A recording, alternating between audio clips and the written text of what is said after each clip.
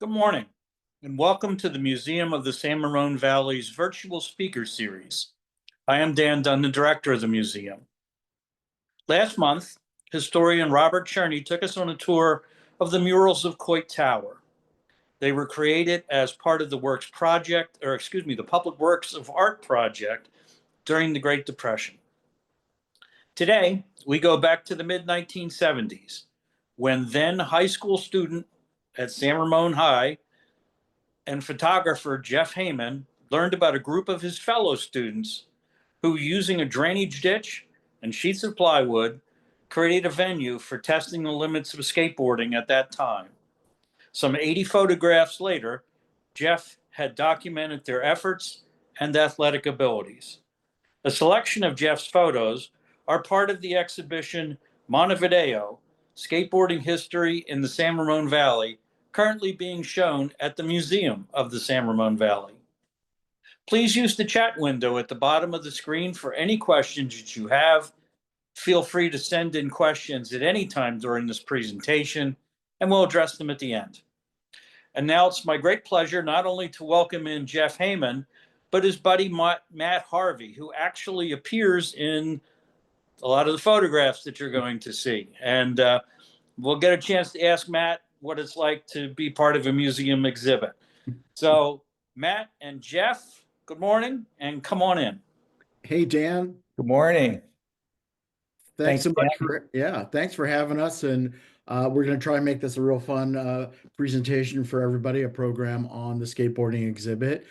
I'll introduce myself quickly, and then we'll let Matt introduce himself. Oh, go ahead, Dan. Before you do that, Jeff, I forgot your bio. So let's.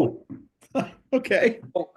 Jeff Heyman was a student at San Ramon Valley High, class of 77, and a photographer for the school newspaper Wolf Prints. Right.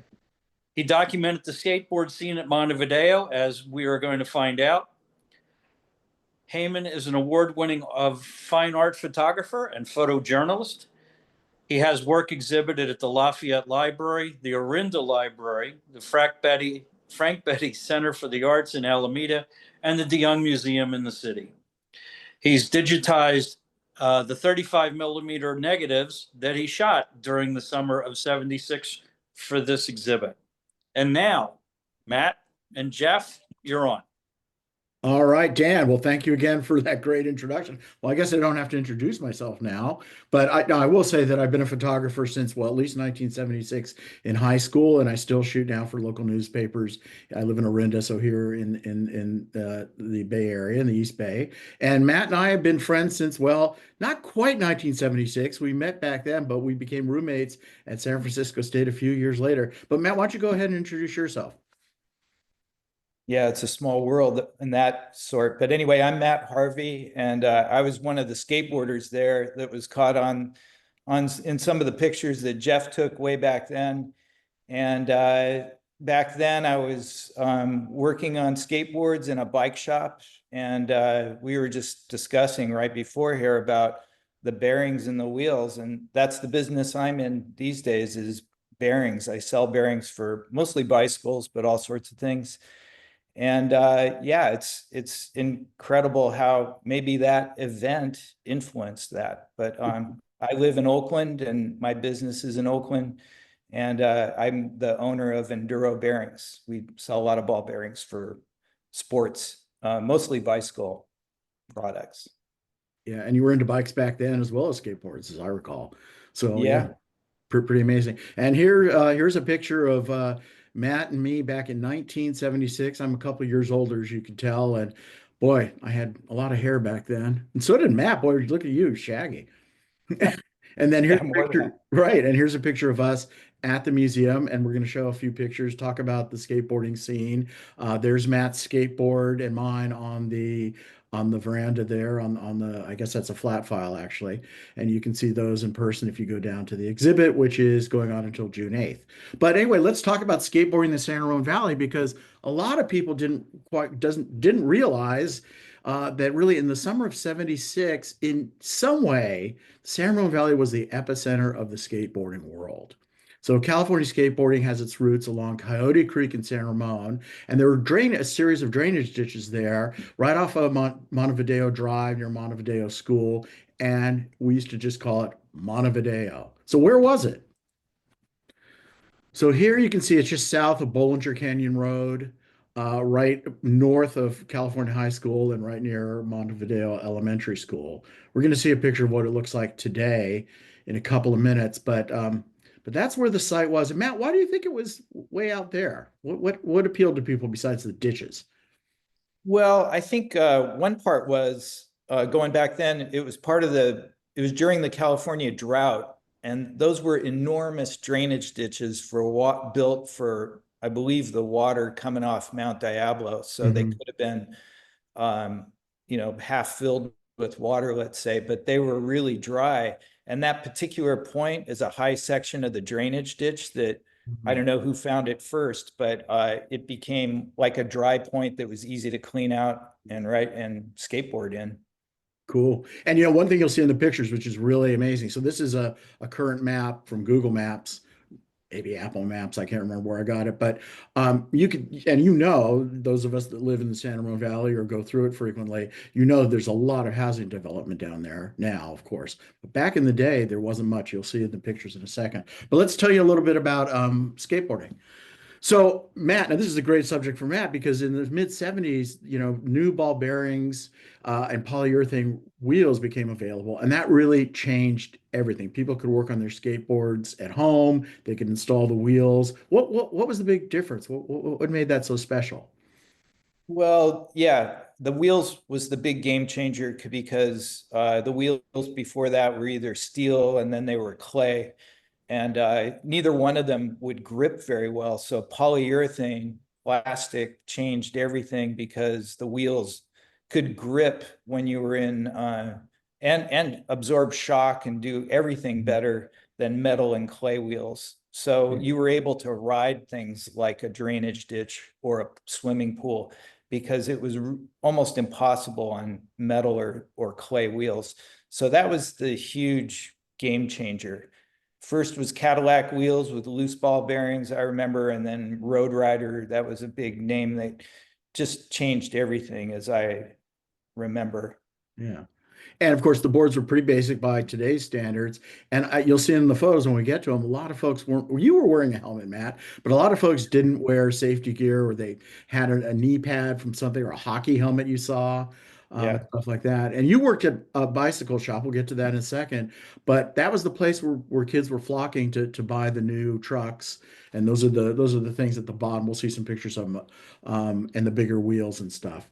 So you worked at Sunshine Bicycles, right? Yeah, that's right. And, that's like a big change that happened too, because before skateboards were sold through Montgomery Wards or Sears or, toys like that. And suddenly they were available in bike shops, surf shops, places where people were working on them and doing more changes. The changes happened fast on the decks and the trucks. So everything was suddenly becoming more sophisticated.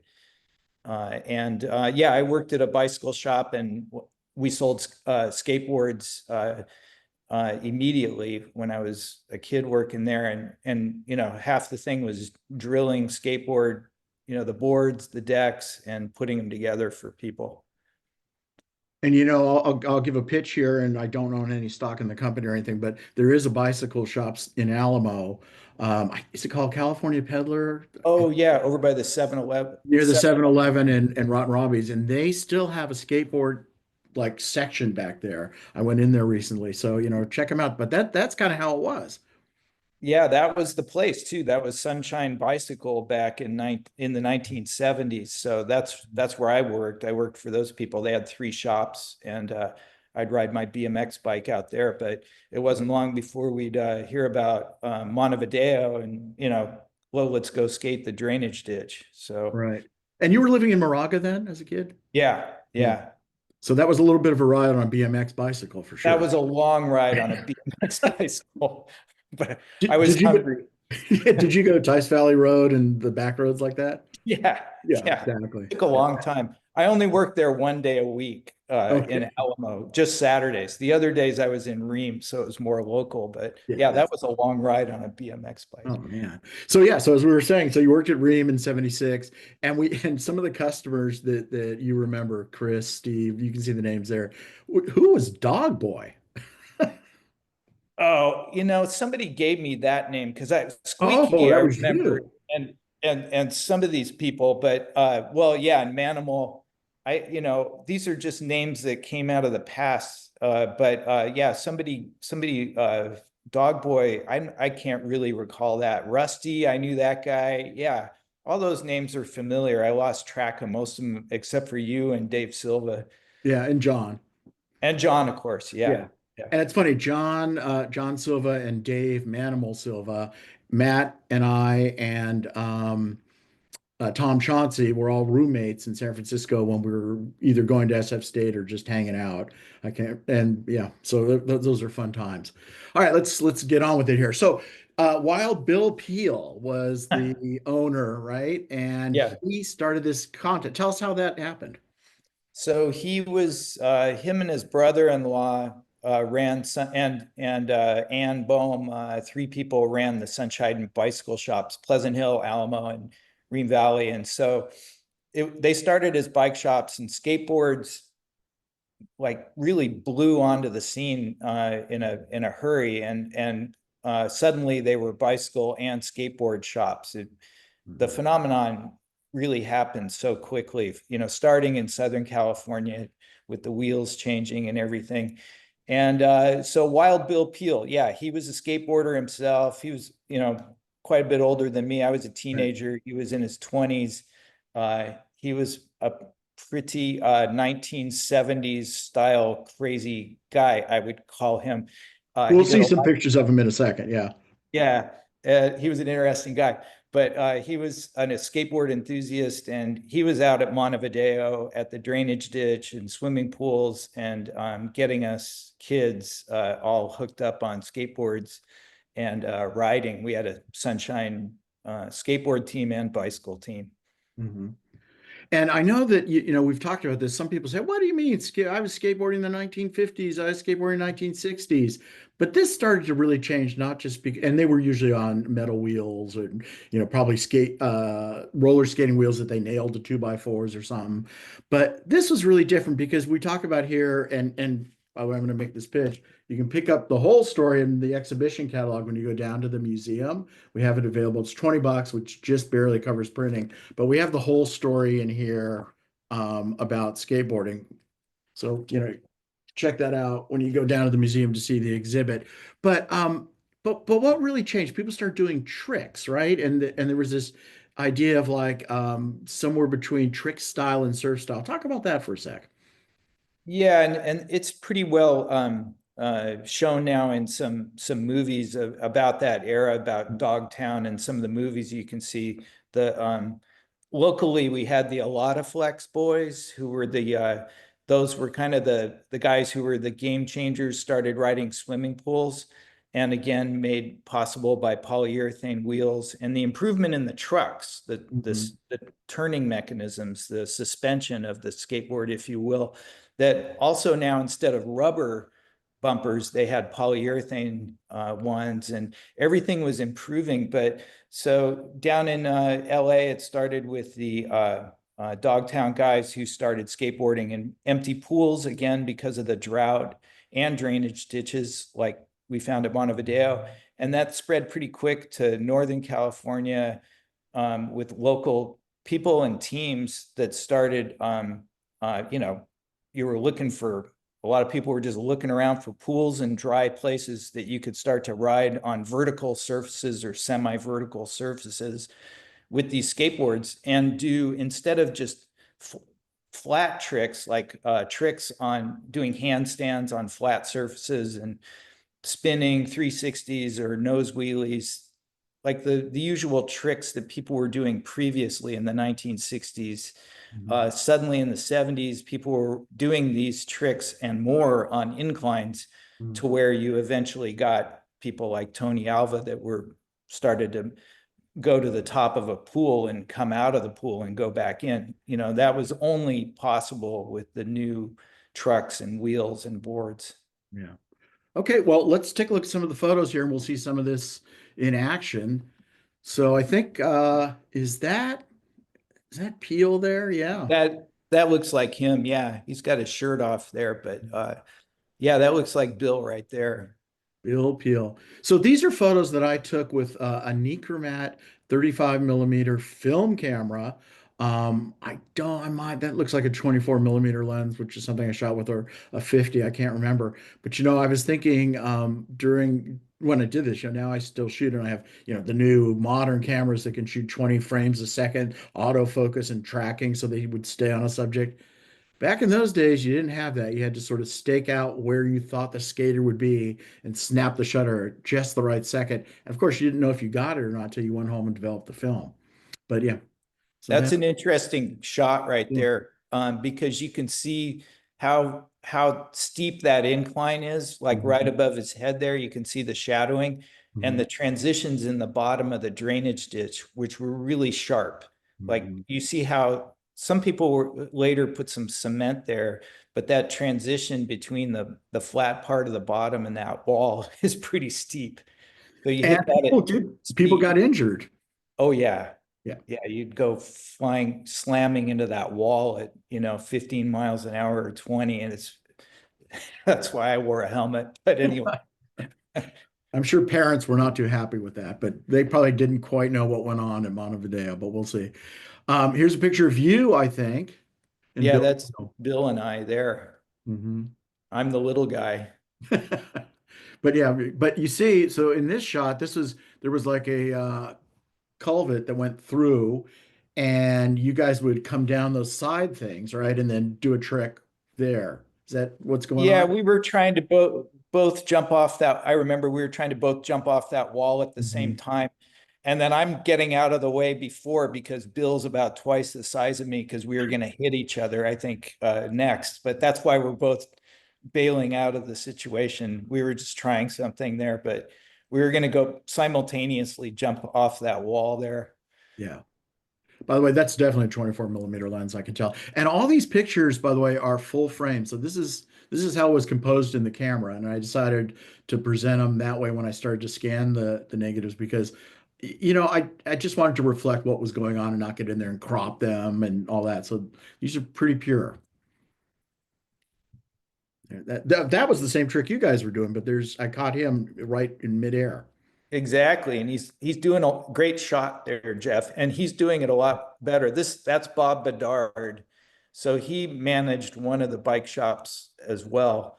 And he was a really good skateboarder, really good at vertical riding in pools and on half pipes and so forth. He was a little older than us, and I can't remember where the guy came from or where he went, but you know, Yeah.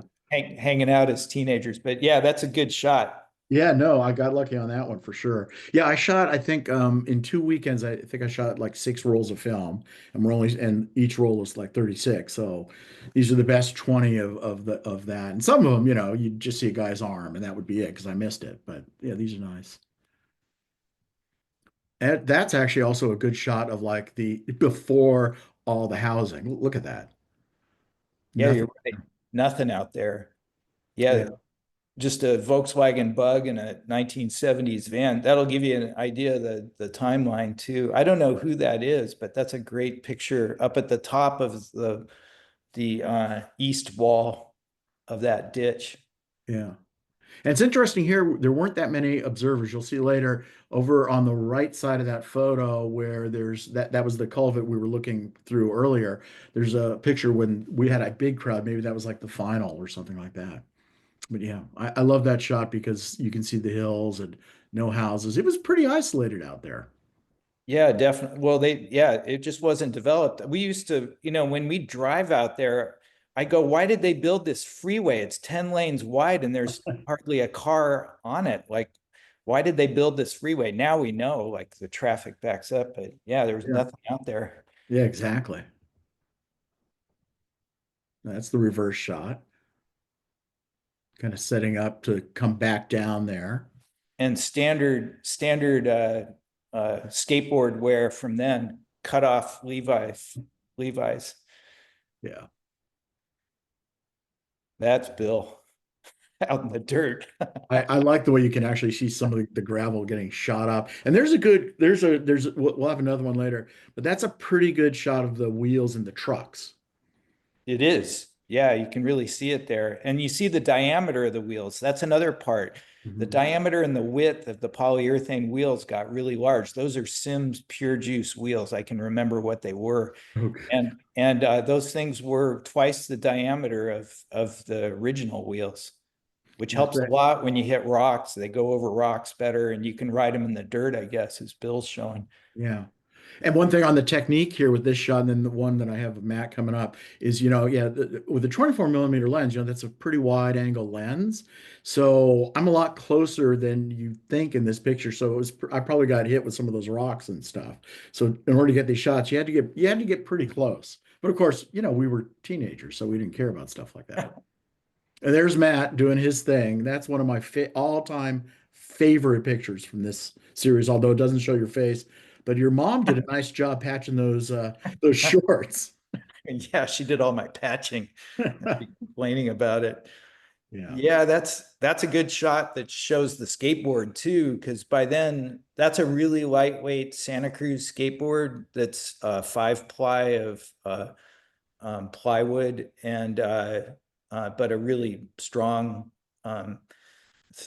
type of material. And then you get an idea of the trucks and the larger diameter polyurethane wheels that, yeah, there's no way I could have done this on clay wheels or metal, no way, because Yeah. you just don't have the grip or anything. But yeah, that's a great shot.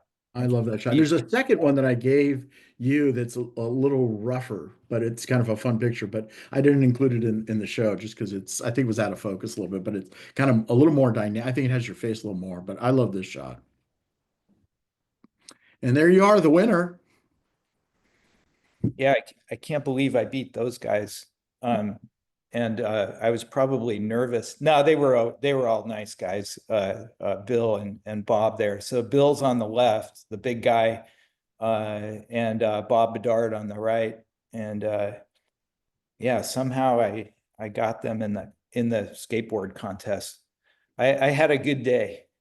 That was pretty good. And then, so what the prize was a helmet? That was the helmet, or what? I What did they No, get? I think it was wheels. I think you have a picture of me holding Oh, some wheels. We got a set of wheels.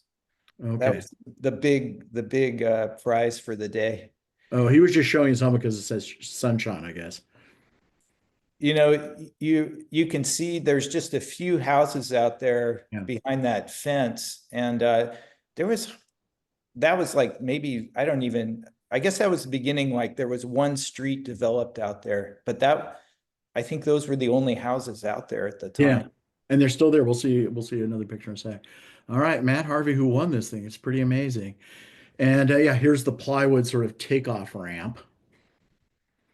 I mean, that looks scary just looking at it. It was pretty scary when I remember, yeah, because you developed pretty good speed by the time you dropped into the drainage ditch. So you'd actually fly through the air a little bit before you'd come down, the 45-degree walls and then hit the bottom. So yeah, you could get some pretty good speed off of that thing. Yeah. A little daunting. And going over plywood, hopefully there's no nails or, something on there. Yeah. And you guys used to haul like quick dry cement, Quickcrete. we'll call it. Yeah. And kind of patch up sections and stuff. Yeah, and put it in the bottom of the transitions at the bottom because they were just like a sharp transition between the 45-degree and the bottom.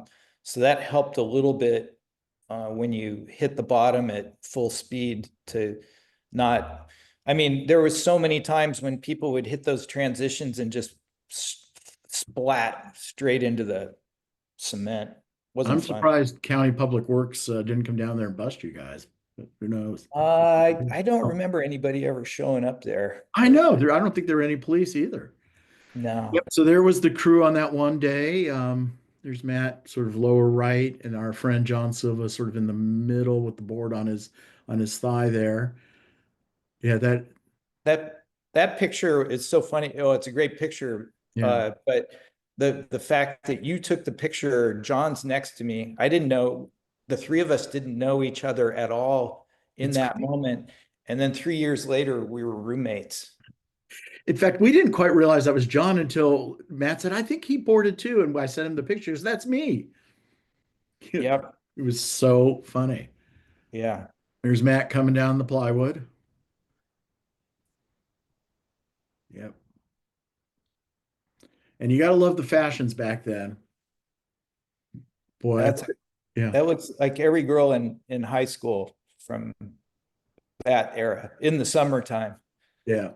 I bet there's a few people watching this program right now who remembers when people used to dress like that. Yeah. And again, look, it just looks so desolate out there. So here's the guys that hit that transition a little too hard, I guess. Um, and of course, the graffiti is pretty wild there too. So I hope no one takes offense.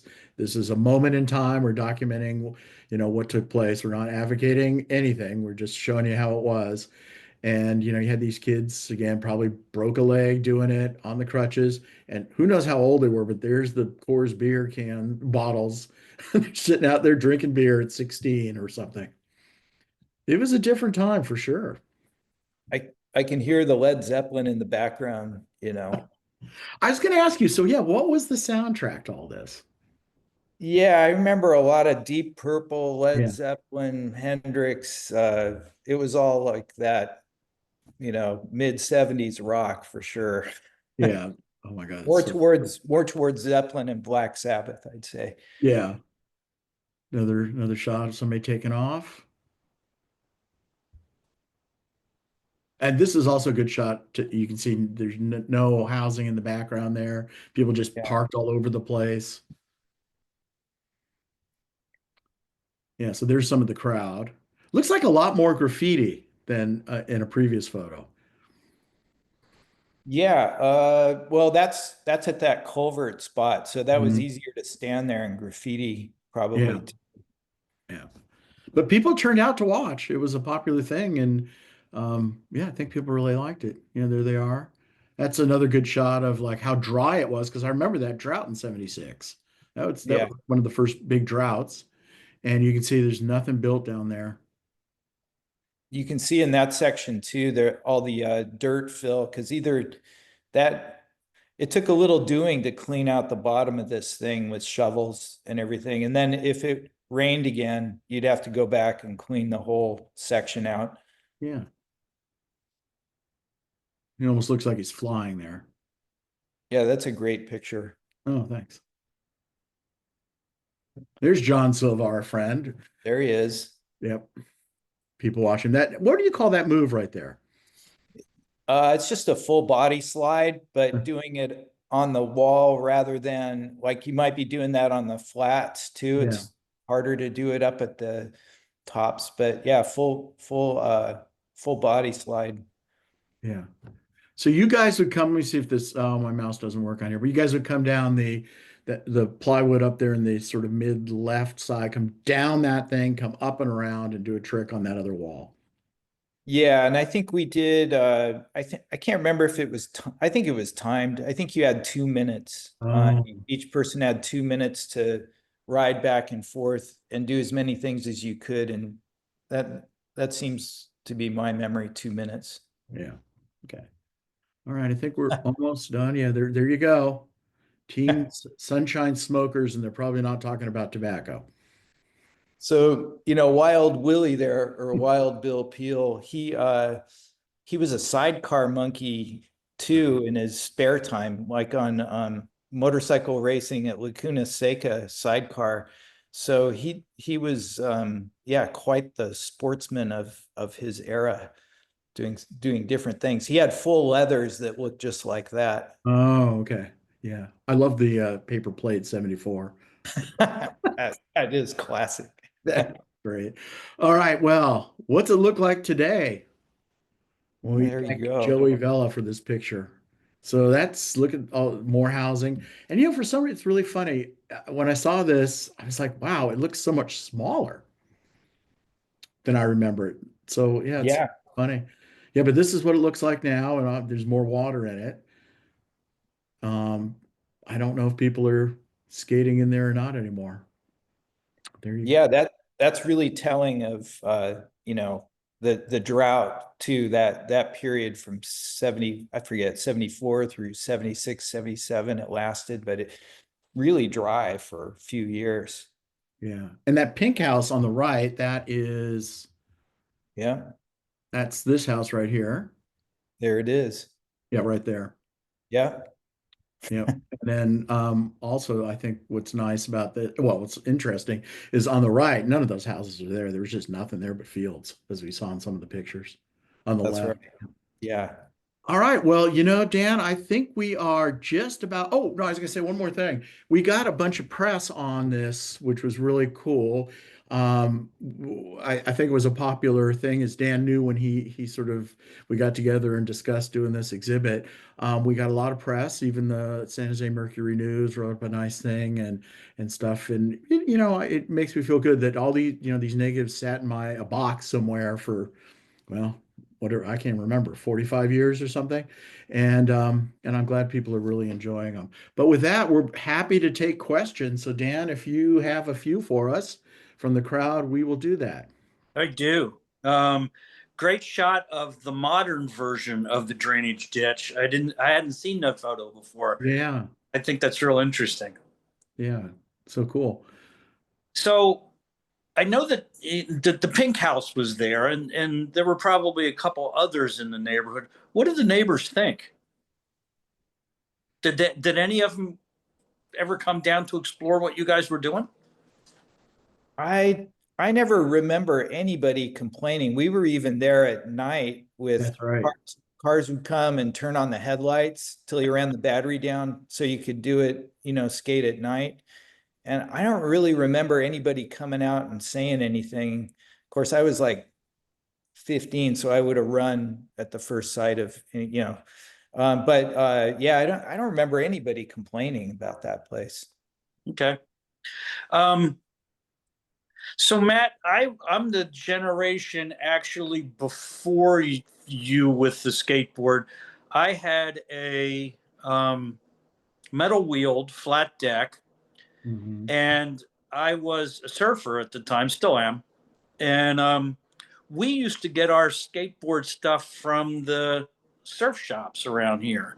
And so when you went into a surf shop to pick up surfboard wax or something, all the skateboards would be there. And so it was a kind of a natural progression to go from surfing to skateboarding and back again. Um, can you talk again about again, I had metal wheels. Can you talk about the polyurethane wheels and in particular the ball bearing issue? Sure. Yeah. And in back to that where you got your boards from the skate shop, that was the experience more with people in Santa Monica. They were all surfers and then they went to skateboarding, but the polyurethane wheel had come out. Those were the Dogtown guys I was referring to. But from my experience, I wasn't a surfer, so it came through the bike shop. But in any case, as soon as they were hand pouring polyurethane wheels, and that's how they were made. You have a multi-cavity mold, and the plastic is hot, and you hand pour it in there. When somebody figured out how to do that, they started with using loose ball bearings and cup and cone bearings, like where you got to drop all the little balls in there and put them together. And that soon became they realized they could just put cartridge bearings in, and the bearing is the 608, which is just this ubiquitous bearing. It's in everything, and it's even in the wheels. We see them all the time at the airport now because every suitcase in the world has 608 bearings and skateboard wheels on it. That's what rolls through the airport. So I think maybe skateboards changed the suitcase world too. Well, But we were talking earlier, not only has skateboarding become part of the Olympics, but yeah, it's become the wheels are everywhere. That sort of technology. It's really yeah, quite something. yeah, Uh, because they continue to roll over everything. But that was the game changer, really. yeah. I think one of the things that I admire the most about the skate community, Jeff, you mentioned it being an Olympic sport now, but also the surf community and the snowboard community. I think you can lump those three together. Is that you really don't compete against your friends. You're actually, and the snowboard people probably refer to this more than the other two, that they're progressing the sport, and they're waiting to see what tricks other people can come up with. And I think that's very interesting. Um, Matt, what's it like to be part of a museum exhibit? It's a great question. Yeah, I never thought I'd find myself in a museum. No, Yeah, I I guess. no, it's great. I mean, thinking back, like we never thought about it. We were just trying to um, pass time and have some fun doing it back then when we lived out in those places. Yeah. And that skateboarding was so much fun. It was just something new that hadn't nobody had seen it or exactly done it the way it was being done. And so I was eating up every magazine that I could see and Yeah. trying to figure out the new tricks. To your point, like showing up to places like Montevideo, we weren't really competing. I mean, there was this contest out there, but it was like you said, we were just trying to learn what somebody else was doing and have some fun doing it, and possibly try not to kill ourselves in while we were doing it. But it was just yeah, it was all about having fun. Hey Dan, I got the chat up here and I see there's a few questions from folks. Do you want me to try and tackle a couple of those? Well, let me get where I want to go first. Okay. So one of the questions that came in was about the soundtrack, that you Right. talked about, and I can say that was the same soundtrack that we used, out in the water. But the question then became, okay, was the next progression from Led Zeppelin and Deep Purple to punk? Any thoughts? Most certainly, yes. Yeah, Okay. at least it was for me. It went that way. Yeah, after Highway Star from Deep Purple, listening to that, it became I a lot of skateboarders really liked 999. I liked a lot of local bands like the Dills and some other things that were happening in San Francisco at the Mabuhay. But yeah, it soon turned to, like, by 1977, 78, skateboarders were listening to a lot of punk. Yeah. And if you go down to skate parks weren't around back then. So, but if you go down to skate parks now or just in recent years, you'll see a lot of punk influence for sure. And then, of course, when we lived together, we had like couple of bands, three bands living in that house, and we'd go to punk venues and yeah, all kinds of stuff. Yeah, we were part of the problem. Yeah.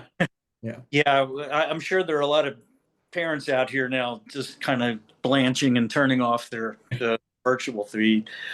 Jeff, one for you.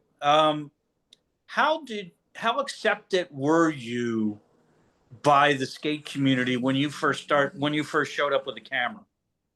Yeah, that's a great question. I wasn't really friends with these guys. This all came about because I had an assignment to take pictures of a sporting event, and I wasn't really into sports that much, but I'd heard about, so I didn't want to do traditional like basketball or football or something. So I heard about, this skateboarding thing going on. I don't remember how I heard about it. I had a skateboard, but I wasn't a boarder, and I just went down there, and I think I just made myself present and let people know that I was just taking pictures for a project. And everyone was nice. I mean, I think some of the girls were like, "What's that creep doing?" I remember that there's that sort of thing. Like, "Ah, he's got a camera and stuff."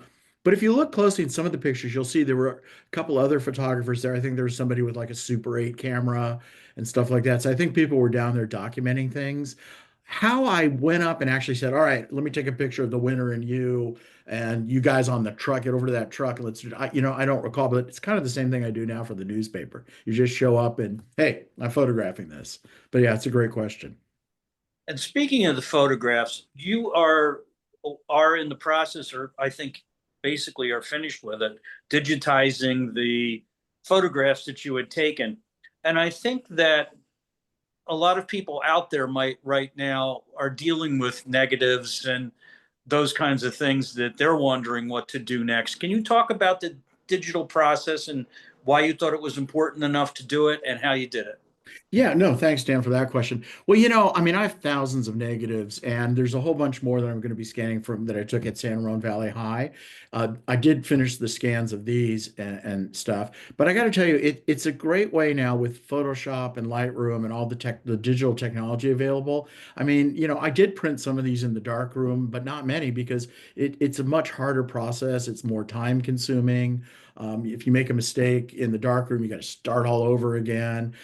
So it's really been nice to kind of take the time to digitize the negatives, and I do that with a pretty simple system. I have a little light table, and I put a camera up, and I photograph the negative, and then it goes right into the computer, and then you can go ahead and manipulate it in a little bit and clean it up. Same thing that you would do in the darkroom, you just do it digitally. And anybody out there that has 35 millimeter negatives, slides, old pictures, there's plenty of services that do that. And I'd really urge folks to do it because it's a great way to get these memories and share them. Yeah, I think that's very useful advice, and I know in the museum community that's one of the things everybody's scrambling to do because negatives go away and sort of the old photographs. Yeah. So yeah, that's good advice. And I think that that's all of the questions we've got.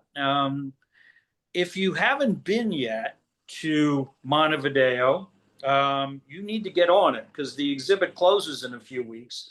And as Jeff mentioned, there's the exhibit catalog for Montevideo. And it's a great catalog because the photographs that you saw today and a bunch of others are depicted in here. Yeah. So go check it out.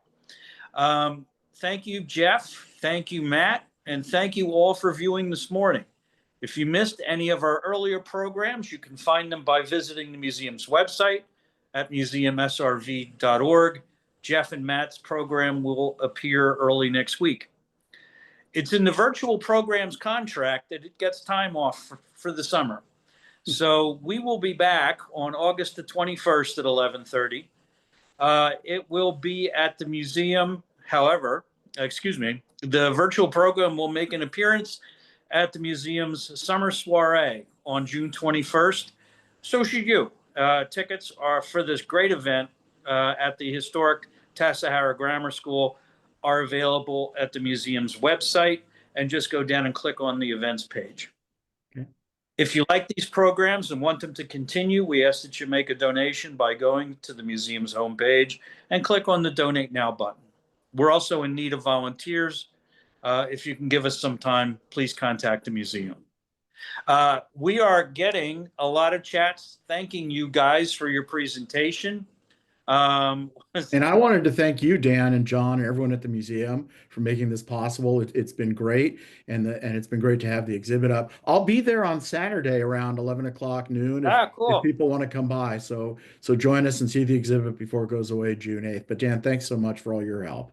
No problem. And one of our viewers is going off to play some Zeppelin now. So you've had that effect on them. There you go. Maybe I will too. Yeah. There you go. Thanks, Matt. Let's all do it. Thank you for watching today. We hope you enjoyed today's presentation. Stay safe. And again, thanks for watching. Bye-bye, guys. Thanks, everybody. Thanks, Bye. Matt. Thank Take care. you. Bye-bye.